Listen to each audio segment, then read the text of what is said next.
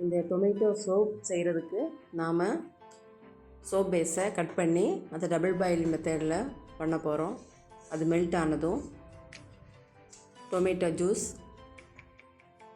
Rice flower, அந்த rice ஃப்ளாரை அந்த tomato ஜூஸில் mix பண்ணுறோம். மிக்ஸ் பண்ணி மெல்ட்டான அந்த பேஸில் நாம் அதை ஆட் பண்ணி மிக்ஸ் பண்ணுறோம்.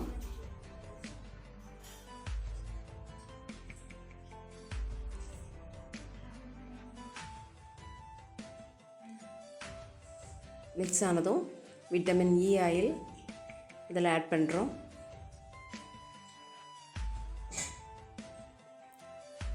எசென்ஷியல் ஆயில் அதில் ஆட் பண்ணுறோம். இந்த சோப்போட பெனிஃபிட் பார்த்தீங்க அப்படின்னா முகத்தில் இருக்கிற அந்த கோடுகள், சுருக்கங்கள் எல்லாமே நீக்குது, முகத்தை மென்மையாக்குது.